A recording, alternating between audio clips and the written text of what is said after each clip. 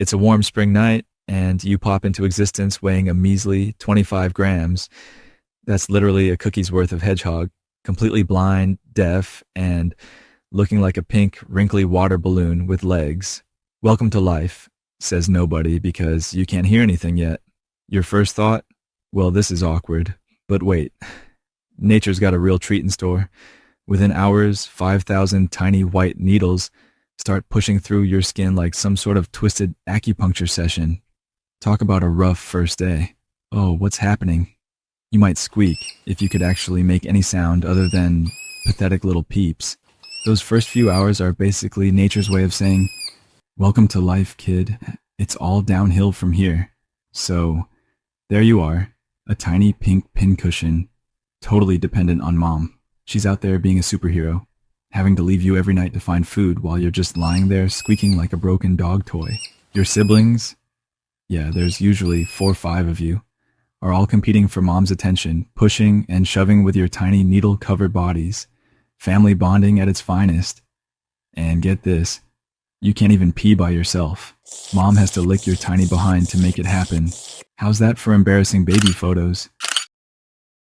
Those pure white spines you started with, they're just the beginning. Soon they're joined by brown ones, turning you into a walking fashion disaster. It's like going through puberty, but instead of acne, you get spikes. And the best part, you can't even control them properly yet.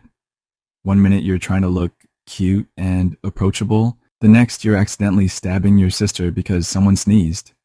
By week 2, your eyes finally pop open and, holy moly, everything looks absolutely terrifying when you're just 4 inches tall. A garden snail looks like Godzilla, and don't even get me started on how big cats appear. Your first life skill? Learning to roll into a ball. It's like yoga, but with 5,000 pointy problems. When in doubt, curl up and hope for the best becomes your life motto. Time to learn how to walk, says mom one day. Great, because wobbling around with a body full of needles is exactly what you want to do today. And don't even get me started on those first wobbly steps. Imagine trying to walk while wearing a suit made of needles. You stumble, you fall, you accidentally stab the ground, and sometimes your siblings. Mom starts your education with the basics. Lesson 1. Everything wants to eat you. Thanks, Mom. Really encouraging. She teaches you the fine art of sniffing because, let's face it, your eyesight is about as useful as sunglasses at midnight. Your nose becomes your personal GPS, leading you to tasty insects and away from danger. Though sometimes you still end up sniffing a cat's tail because, well, depth perception isn't really your strong suit. Life lesson number 2. Trust no one, except maybe worms. They're dinner. By August, Mom's had enough of your prickly attitude and kicks you out to fend for yourself. Time to make your own way in the world, she says, probably relieved to finally get rid of her spiky offspring. Welcome to the solo life, kid. Now you've got to find your own territory, which is basically like house hunting. But instead of checking crime rates and school districts, you're looking for the best worm-to-predator ratio. And let's talk about that dating scene. Oh boy, let me tell you about that disaster. You're nocturnal, so your entire social life happens in the dark. Try finding another hedgehog when you can barely see past your own nose. The dating scene is basically a spiky game of Marco Polo with extra steps. When you finally find another hedgehog, the courtship dance begins. It's like a bizarre ritual of sniffing and circling, all while trying not to stab each other. And if you're a male, your grand finale is making a lot of huffing noises that sound like a tiny asthmatic steam engine. If you're a lady hedgehog and decide to have kids, after a very prickly courtship, congratulations, you're in for single parenthood.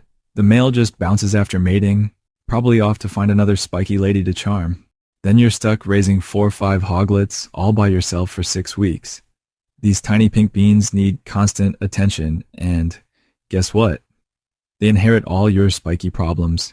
It's like running a nursery where all the babies are covered in needles. Fun times. Life becomes an endless buffet hunt. And let me tell you, it's not exactly fine dining.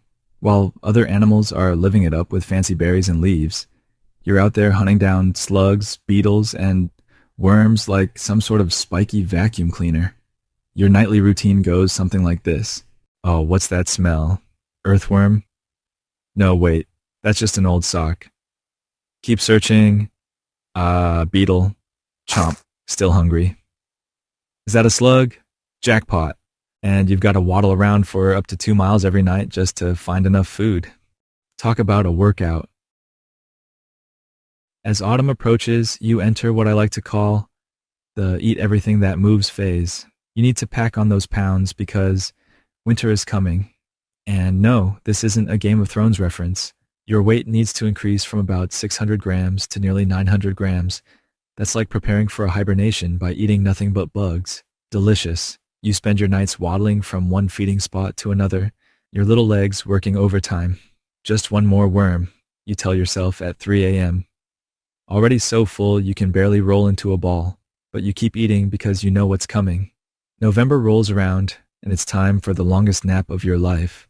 You found a cozy spot under a pile of leaves if you're lucky, or in someone's compost heap if you're really lucky. Then you curl up into a tight ball and slow everything down. Your heart rate, your breathing, even your metabolism. Sounds relaxing, right? Wrong. You've got to survive months without food, losing a third of your body weight while you sleep. Too thin? You'll never wake up. Too fat? You can't roll into a ball properly. Found the perfect weight? Great. Now pray your hibernation spot doesn't flood, freeze, or get bulldozed for a new parking lot. And if someone accidentally disturbs your nest, forcing you to wake up early, you guessed it, game over. And when spring finally rolls around and you do wake up, you're starving, disoriented, and have to start the whole cycle of eating bugs and avoiding death all over again. Now let's talk about your survival skills.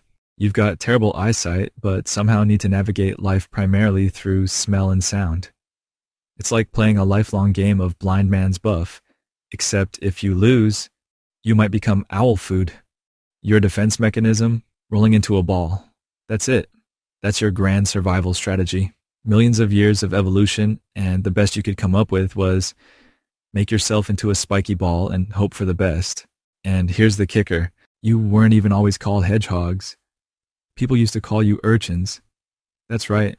You are basically named after your habit of hanging around hedges and making pig-like snuffling noises.